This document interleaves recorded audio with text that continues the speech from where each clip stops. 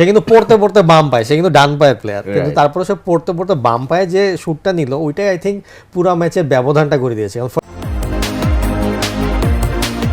In generally হাইতিকে low block ডিফেন্সেই দেখবো এরকম চিন্তাই আমার কাছে মনে হয়েছিল। হ্যাঁ, তারা 5 ম্যান ব্যাকলাইন করেছে, তার উপরে 4 জন রেখেছে এবং সবার উপরে 1 জন রেখেছে, কিন্তু যে 3টা গোল খেলো, একটা গোলের ক্ষেত্রে দেখলাম যে এটা যে একটা লো ব্লক ডিফেন্স, দেখলাম হাফওয়ে লাইন ক্রস করে দাঁড়িয়ে আছে 5 জন একসাথে, মানে এটা কেমনে? আর যে 3টা গোল খেয়েছে 3টা বলে স্ন্যাচড, মানে হচ্ছে বল তাদের কাছ থেকে কেড়ে নিয়ে থ্রু পাস। এই জিনিসটা মানে হাইতি কি করতে চেয়েছিল এই ম্যাচে?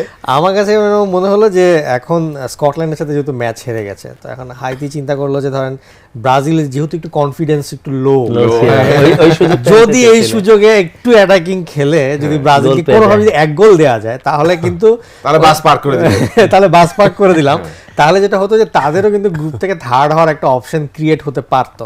সো আই থিঙ্ক এই আশায় তারা ফার্স্ট হাফটাকে চেয়েছিল যে একটু যদি প্রেশার দেওয়া যায় শুরুতেই ব্রাজিলকে, কিন্তু প্রেশার দিতে গিয়ে হিতে বিপরীত হয়ে যায়। মানে আসলে ভিনিসিয়াস জুনিয়রের যেই খেলার ধরন, মানে ওইটার সাথে পাস, মানে এত স্পিডের সাথে পেরে যাওয়াটা খুব টাফ। আর কুনহার যে জিনিসটা, যে কুনহার বডি ব্যালেন্স খুব সুন্দর, সে পড়তে পড়তেও যে শটটা দিল, মানে বিশেষ করে আপনার হচ্ছে সেকেন্ড গোলটা, সে কিন্তু পড়তে পড়তে বাম পায়, সে কিন্তু ডান পায়ের প্লেয়ার, কিন্তু তারপরে সে পড়তে পড়তে বাম পায়ে যে শুটটা নিল ওইটাই আই থিঙ্ক পুরো ম্যাচের ব্যবধানটা করে দিয়েছে। ফার্স্ট গোলটা কিন্তু অ্যাক্সিডেন্টালি গায়ে লেগে হয়ে গেছে, কিন্তু ম্যাচের পার্থক্য আসলে গড়ে দিয়েছে সেকেন্ড গোলটা, ওইটা আসলে চমৎকার ছিল। সো আই থিঙ্ক হাইতি এখন মোটামুটি একটা ট্রাই করেছিল, এটার জন্য তাদেরকে সাধুবাদ দিতে হয় যে তারা মানে নেগেটিভ ফুটবলটা ভাবে খেলেনি, যেটা কিন্তু আমরা অন্যান্য টিমের সাথে দেখেছি। ফার্স্ট 20 মিনিট মনে হয়েছে যে কম্প্যাক্ট খেলার চেষ্টা করছে। ফার্স্ট 20 মিনিট ওই যে হাইড্রোজেন ব্রেকের আগে পর্যন্ত গোলটা কনসিড করা আগ পর্যন্ত ছিল, গোল কনসিড করার পর তো আর কোনো ওয়ে ছিল না, সেকেন্ড গোলের পর আর কোনো ওয়ে ছিল না।